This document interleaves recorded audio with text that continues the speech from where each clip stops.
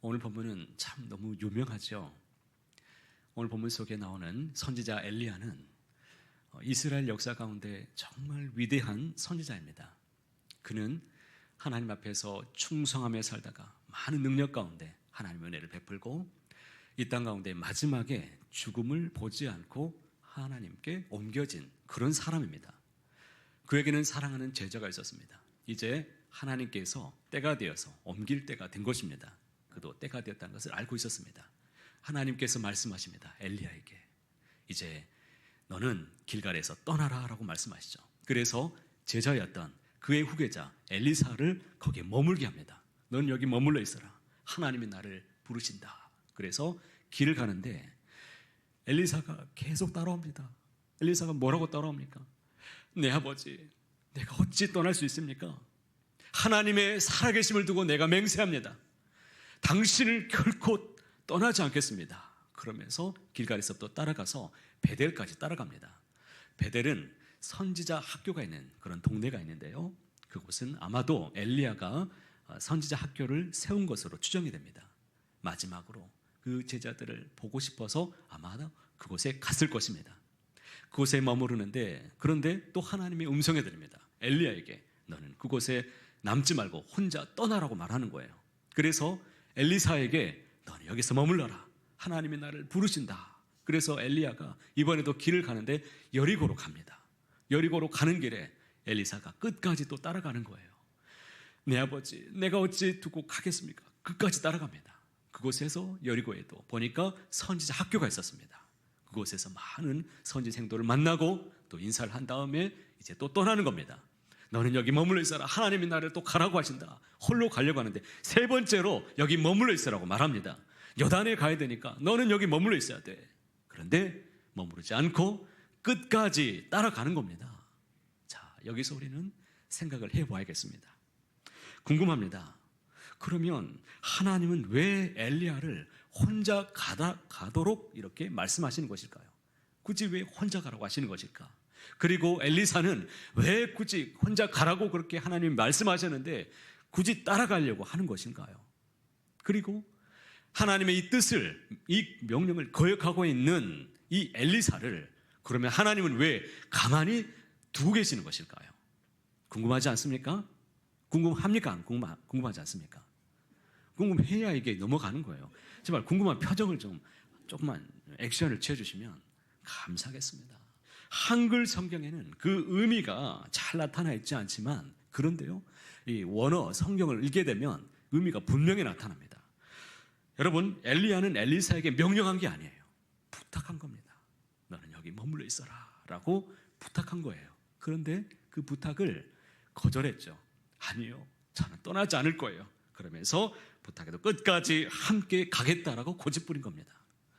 이는 단지 엘리야와 함께 하겠다는 그런 의미, 이런 단순한 의미가 아닙니다. 엘리사는 선지자로 그도 역시 부름을 받았습니다. 그런데 엘리사는 아직 선지자로서는 부족해요.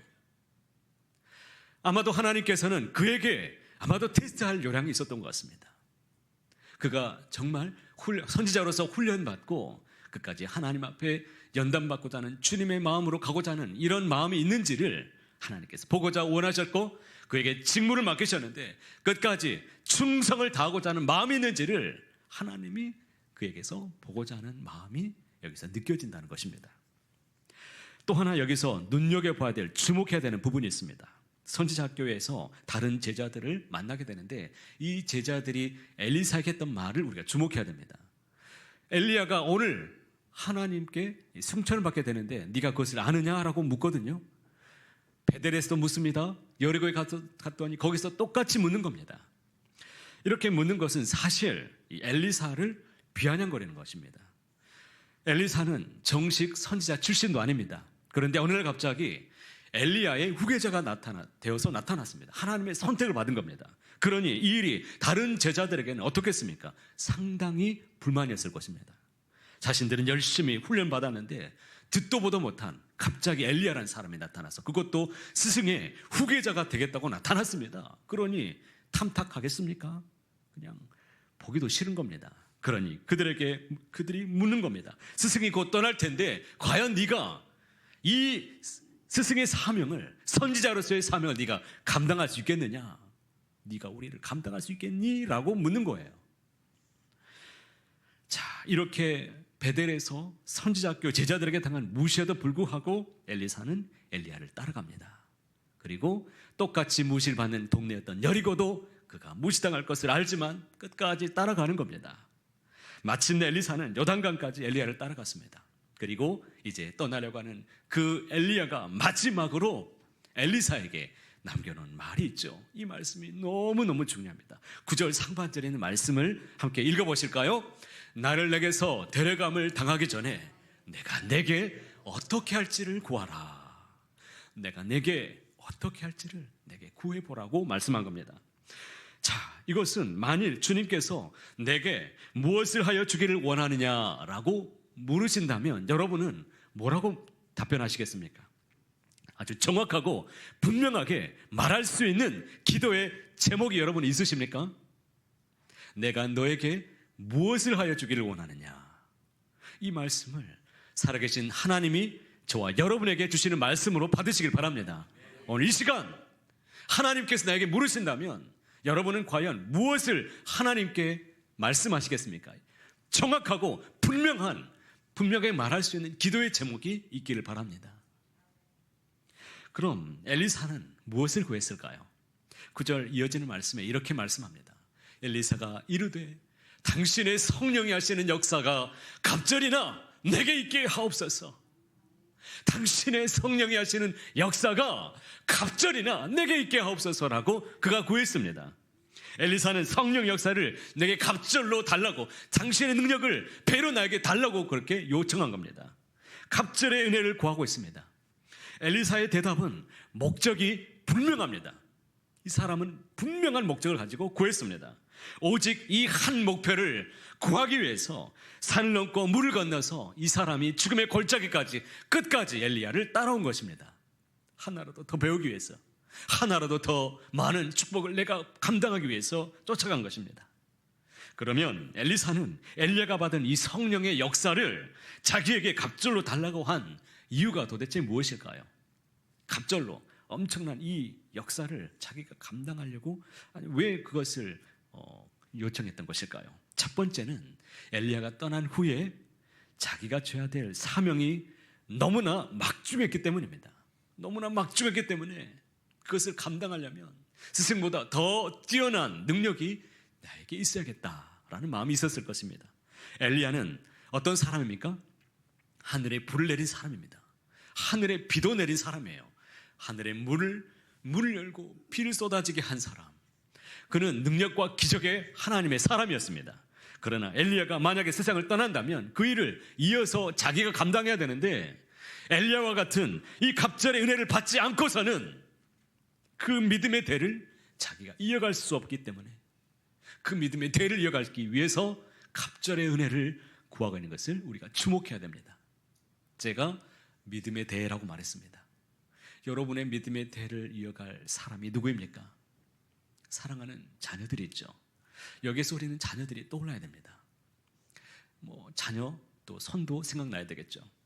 우리 자녀들이 살아가는 세상을 한번 생각해 보시기 바랍니다. 자녀들이 살아가는 세상은 과연 어떤 세상이 될까요? 지금도 AI 시대가 열렸는데요. 우리 아이들이 살아가는 세상은 AI가 이제 완전히 다스리는 그런 세상에 살아갈 것입니다. 최첨단 과학의 시대가 이제 열려집니다. 혼합과 대립의 시대가 열립니다.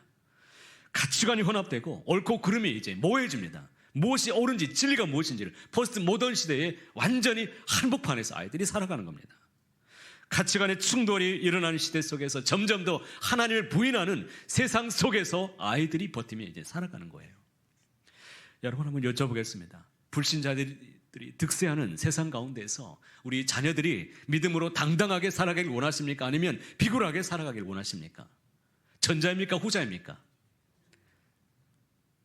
크게 얘기하세요. 당당하게. 전자 원하지 않으세요? 하나님, 전자를 원합니다 라고 하세요. 아멘. 딱 한 사람 나오네요.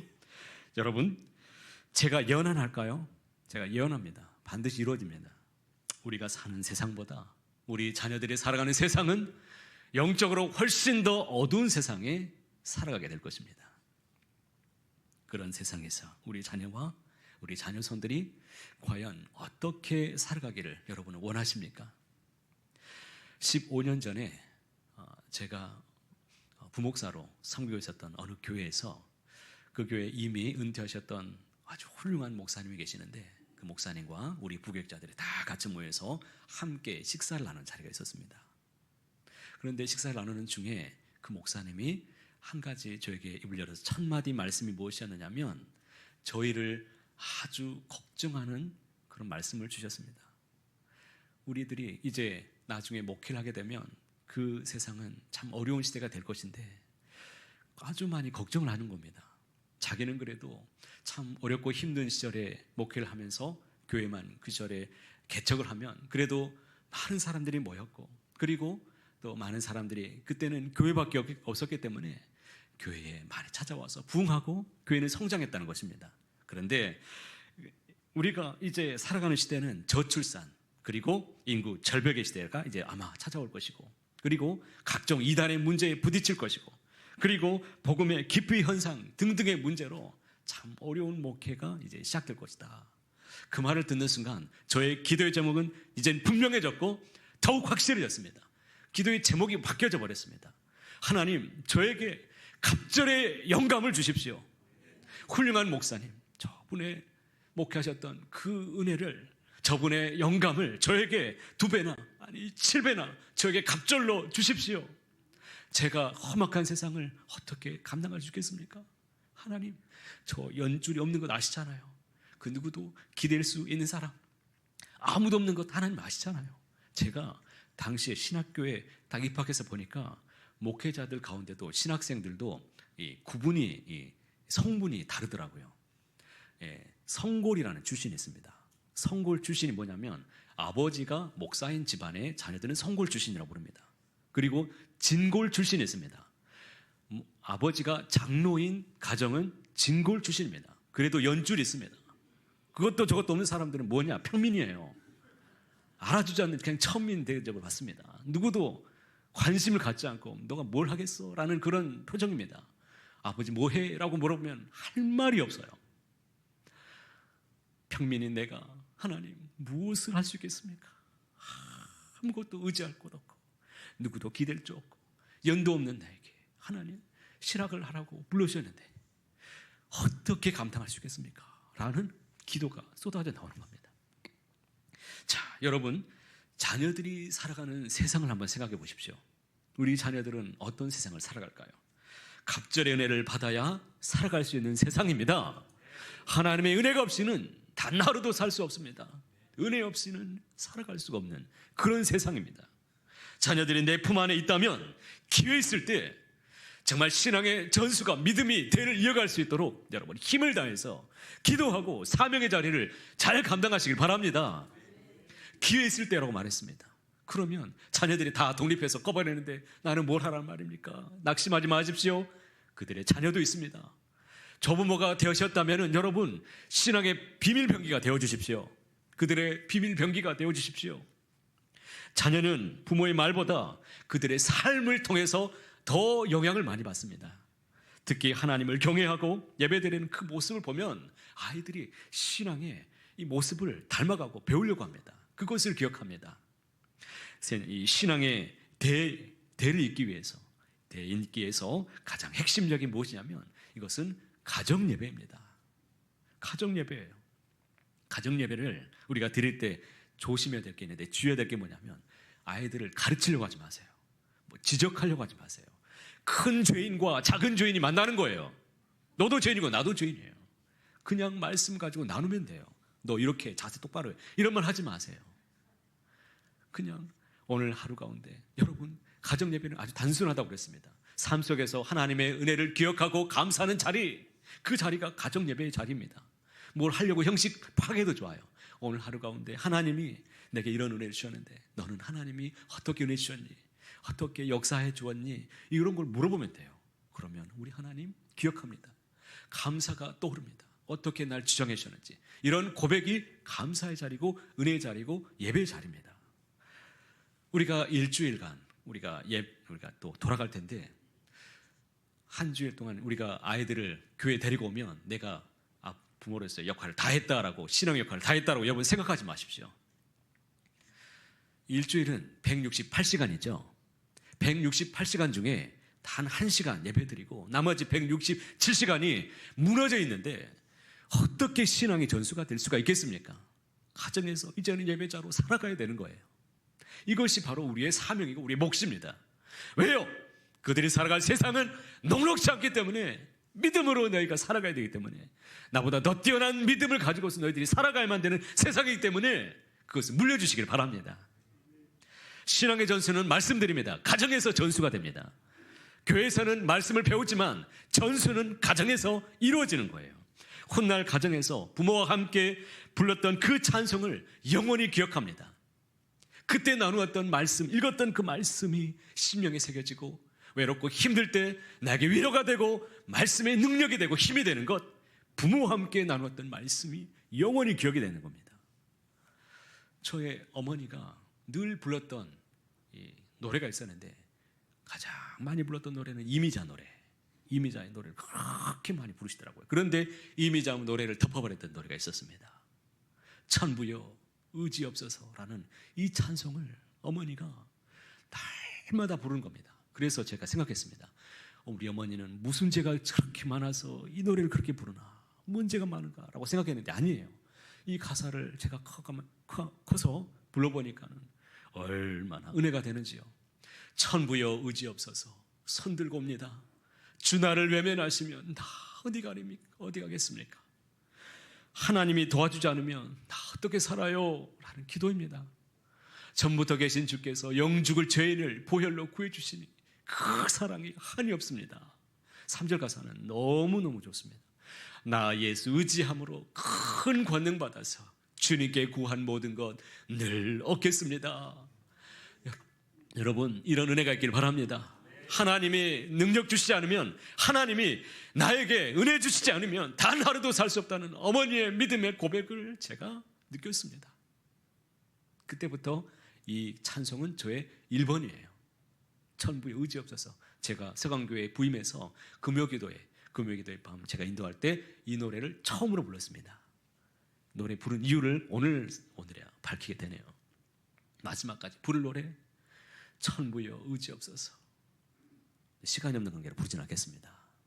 여러분, 우리가 대신 살아줄 수 없기 때문에 그들의 보호자이신 주님께 의탁하는 겁니다. 우리 하나님께 자녀들을 위해서 갑절의 은혜를 달라고, 여러분, 우리 하나님께서 우리 심령을 자녀들을 부딪혀 달라고, 그들을 만져달라고 그렇게 구하시고 기도한 대로 살아내시기를 바랍니다. 두 번째로요, 엘리사가 갑절의 은혜를 달라고 한 목적이 있었습니다. 정교계가 당시에 타락했기 때문이죠. 당시 아합 왕 시대에는 이 400명의 거짓 선지자들이 있었습니다. 이들은 아합 왕 옆에서 기생하면서 이들이 여호와의 이름을 부르면서도 그들은 거짓을 예언했습니다. 이들은 바알과 아세라 선지자와는 별개의 사람들입니다. 그들은 엘리야에게 850대 1로 대결해서 이미 다 제거되었습니다. 그런데 이 사람들이 누구냐? 거짓 선지자들이에요. 하나님의 이름으로 모였다고 하는데 거짓말을 하는 선지자들이었습니다. 능력이 많은 엘리야도 그 시대에 바로잡지 못했었는데, 하물며 자기가 이제는 그 시대를 개혁을 해야 되는데 하나님의 갑절의 은혜가 아니고는 감당할 수 없습니다. 그러니 저에게 갑절의 은혜를 주십시오 라고 간구했던 것입니다. 세 번째 이유는 무엇인 줄 아십니까? 당시 50명의 탈선한 선지자교회의 생도들이 있었는데 이 학생들을 바르게 선도하기 위해서는 갑절의 은혜가 필요했습니다. 이들은 엘리야가 세운 선지자교회 50명이나 되었지만 이 사람들은 모두 다 이 신앙이 아직 성숙하지 못하고 탈선해서 자유주의 신앙, 이런 믿음관을 가지고 있었던 사람들인데, 이들을 선도하기 위해서는 엘리야의 영감의 갑절의 은혜를 받아야만 감당할 수 있었던 것입니다. 마지막으로 그가 구했던 것은 당시에 나라가 너무나 피폐해져 있었기 때문이죠. 나라가 너무나 위기에 처해 있었습니다.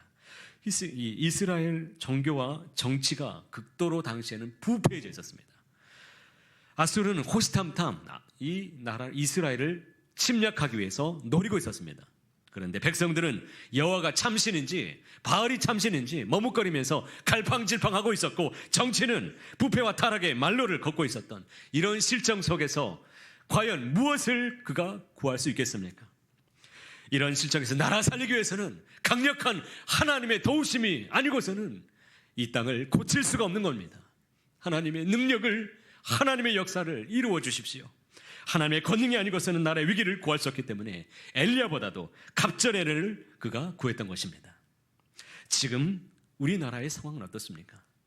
남과 북이 분열됐고 정치도 분열됐고 온 나라의 국민들도 여기저기 갈기갈기 지금 분열돼서 찢겨져 있습니다. 마음에 깊은 상흔의 아픔들이 있습니다. 정치, 경제, 사회가 지금 도탄의 위기 가운데 있습니다. 미국은 관세 전쟁을 일으켜서 지금 경제도 너무나 위기 가운데 있습니다. 각 분야에서 갈등하고 있습니다. 여러분, 갑절의 은혜를 구하십시오. 그래서 주님이 주시는 그 능력으로, 힘으로 살아나셔서 각계각층에서 나라 살리는 성령의 도구로 여러분 쓰임받기를 주님의 이름으로 축복합니다. 현재 여러분이 가지고 계신 기도 제목을 한번 이제 생각해 보십시오.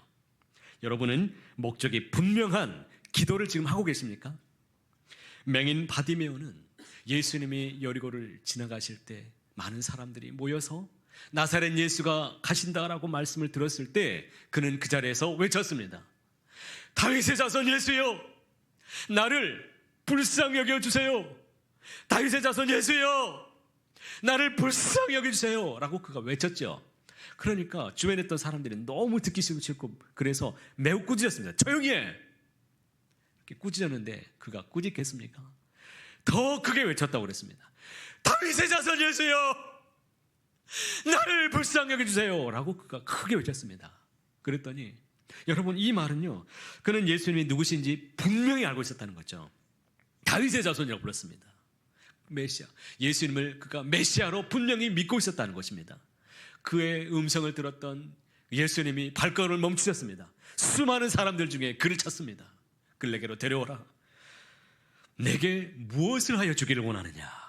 여러분, 오늘 본문과 같이 똑같이 물었습니다. 내게 무엇을 하여 주기를 원하느냐? 그가 분명한 목적이 있었습니다. 주여, 보기를 원하나이다. 주님, 보기를 원합니다 라고 구했습니다. 그랬더니 보라, 내 믿음이 너를 구원하였느니라. 그가 눈을 열어서 보게 되었습니다. 할렐루야. 분명한 목적이 있길 바랍니다.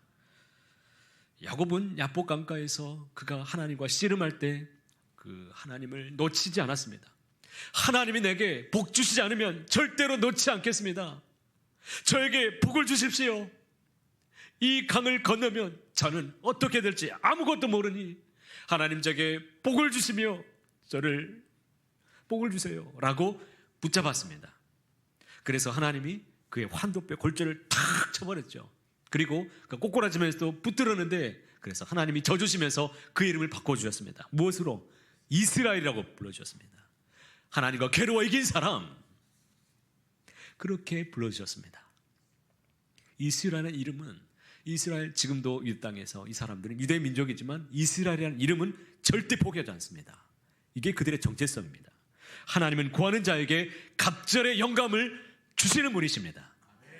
누가복음 11장 13절 말씀 읽어보실까요? 너희가 악할지라도 좋은 것을 자식에게 줄 알거든 하물며 너희 하늘 아버지께서 구하는 자에게 성령을 주시지 않겠느냐 하시니라. 여러분, 기도에도 목적이 분명해야 됩니다. 엘리사는 막연하게 은혜 주세요라고 말하지 않았습니다. 그는 정확한 것을 구했습니다. 성령이 하시는 역사가 갑절이나 내게 있게 하여 주옵소서라고 구했던 것입니다. 사랑하는 성도 여러분, 우리의 기도는 어떻습니까? 혹시 구하기는 하지만 내가 무엇을 구하고 있는지, 내가 무엇 때문에 이것을 구하고 있는지, 왜 구하는지를, 여러분, 목적이 흐릿하진 않습니까? 하나님은 목적이 분명한 기도를 기뻐하십니다. 하나님의 나라를 위해서, 영원 구원을 위해서, 하나님의 영광을 위해서 구한 그 기도는 하나님께서 외면을 하실 수가 없습니다. 그러나 야고보서 4장 3절 말씀에는 경고의 말씀도 있습니다.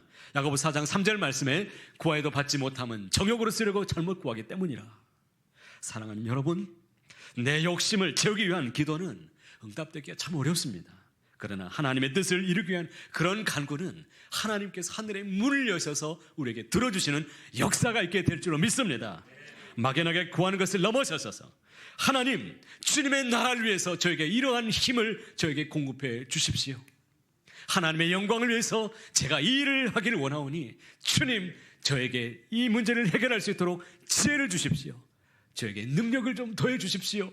이러한 간구가 있기를 바랍니다. 이런 분명하고 거룩한 목적을 가지고 간구하시길 바랍니다. 그런데 우리가 기도하면서도 자꾸 오해하는 게 있는데 제가 이 부분만 잠깐 또 언급하길 원합니다. 어떤 일이 잘 풀리지 않는 일을 만나게 될 때 우리는 종종 이런 이야기를 자주 듣습니다. 너가 기도가 부족해서 그래. 너가 기도가 부족해 라는 이야기를 우리는 종종 듣습니다. 제가 참 안타까운 것은 바로 이것인데요, 하나님 앞에 마치 지성이 부족한 것처럼 이야기할 때가 있습니다. 여러분, 신앙은 내가 원하는 것을 얻기 위해서 하나님을 바꾸는 게 아닙니다. 오히려 반대로 하나님께서 기도의 과정을 통해서 우리를 변화시켜서 하나님의 뜻을 이루어가게 하시는 것이 바로 기도입니다. 소일의 문답에 보면 기도에 관한 말씀을 주셨는데요, 여기에 기도에 관한 내용을 보면 이런 내용이 나옵니다. 기도는 우리의 소원을 하나님께 말씀드리는 것이며 그의 뜻에 합당한 것들을 그리스도의 이름으로 간구하는 것이다 라고 말했습니다. 그의 뜻에 합당한 것들을 그리스도의 이름, 주님의 이름으로 간구하는 것이, 이것이 바로 기도입니다. 기도에 대한 내용을 오해하다 보니까 우리는 자꾸 다른 사람들에게 상처를 줍니다. 내가 기도가 부족해서 그래. 너가 간절히 기도하지 않아서 그래. 이런 얘기를 들으면 얼마나 더 간절히 기도해야지 하나님이 들어주시나 자꾸 낙심에 빠지게 됩니다. 그리고 또 이런 내용을 자꾸 모르다 보니까 욕심을 보기 좋게 포장해서 기도합니다. 내 욕심인데도 불구하고 이것을 선한 것을 구하는 것처럼 포장해서 간절히 기도하고 바라고 그것만을 쫓아서 구하고 있습니다. 여러분, 기도의 과정 자체가 은혜가 되시길 바랍니다. 기도의 응답에만 집중하다 보니까 자꾸 기도가 마치 결과물처럼, 어떤 성과물처럼 여겨지는 겁니다. 물론 간절히 기도하는 것 필요합니다. 하지만 더 중요한 것은 기도의 과정, 이 과정을 통해서 내가 하나님 안에 거하고 하나님이 내 안에 거하고 그 하나님의 뜻이 내 안에 이루어지고 하나님의 뜻을 이루는 성령의 도구로 하나님 앞에 살아가는 것, 이것이 더 중요한 일인 줄을 믿으시기를 바랍니다. 여러분은 여러분의 치성이 부족해서가 아닙니다. 기도의 시간 자체가 은혜가 되시기를 바랍니다. 사랑하는 성도 여러분, 우리가 살아가는 세상을 생각해 보십시오. 때론 너무나 엘리야 시대처럼 힘들고 어렵고 지칠 때가 얼마나 많이 있습니까? 우리에게는 넘치는 은혜가 필요합니다. 찰랑거리는 이 발목에만 차는 은혜 가지고는 우리는 이 험난한 세상을 헤엄치면서 은혜 바다에서 헤엄칠 수가 없습니다. 그러면 어떤 은혜? 우리의 무릎까지 차는 은혜도 우리는 덮을 수 없습니다. 가슴까지 차도, 허리까지 차도 소용이 없어요. 가슴까지 차도 안 돼요. 머리까지 완전히 덮어버리는 신령한 하나님의 넘치는 갑절의 은혜가 있어져야 마음껏 은혜의 바다에서 헤엄치게 될 줄로 믿습니다. 갑절의 은혜를 구하십시오. 갑절의 영감을 받아서 가정 살리고 나라 살리고 일터 살리고 만나는 관계 살리고 자녀 살리는 백성 되시길 바랍니다. 갑절의 영감을 받지 않고서는 영혼들을 인도해 낼 수가 없습니다. 세계적인 부흥사였던 무디 목사님이 있기까지는 배후에 누가 있었냐면 성령이 충만했던 무명의 교사 한 분이 있었습니다. 무디는 유년 시절에 교회학교를 잘 다녔던 학생이었습니다. 그런데 어느 날 그가 상처받고 교회를 떠났습니다. 그런데 그를 잊지 않고 있었던 킴볼이라는 이 교회학교 선생님이 그를 위해서 계속 기도해 주다가 그가 일하고 있었던 공장에 찾아갑니다.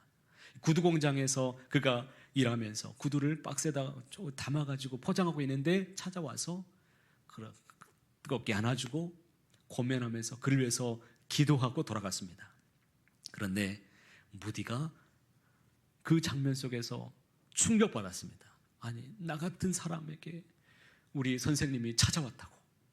나 같은 사람을 우리 선생님이 찾아와서 눈물로 기도하는 것을 보면서 완전히 뒤집어지고, 그리고 그때부터 다시 교회를 나왔습니다. 그리고 이 사람이 무엇을 기도했냐면, 저렇게 성령 충만한 선생님, 저 선생님의 영감을 저에게도 주세요. 저 은혜를 저에게도 주세요 라고 기도하면서 이 사람이 훌륭하게 쓰임받는 세계적인 부흥사가 되었다는 것입니다. 사랑하는 성도 여러분, 주의 일에는 말로만 이루어지지 않습니다. 주님의 일은 어떤 수단과 방법으로 이루어지지 않습니다. 성령의 역사로만 이루어질 수 있습니다. 우리의 힘도 아닙니다. 능력도 아닙니다. 주의 일은 오로지 주의 영으로만 가능한 일이기 때문에 갑자기 영감을 구하셔서 우리 교회학교를 부흥시키고 우리 아이들을 변화시키고 심령을 새롭게 만들고 가정을 새롭게 만들고 나라를 일으키고 우리 은혜로운 충만한 교회, 주님의 교회를 세워나가는 저와 여러분 되기를 축복합니다. 바라기는 갑절의 은혜를 받아서 무디오 같은 훌륭한 목사님도 이 우리 교회에서 나오고 훌륭한 이 나라 세우는 지도자도 만들고 문학가도 나오고 예술가도 나오고 음악가도 나오고 훌륭한 믿음의 사람들이 용사들이 많이 배출돼서 나라 살리는 주님 앞에 귀히 쓰임 받는 저 여러분 모두가 다 되시기를 주님의 이름으로 간절히 소원합니다.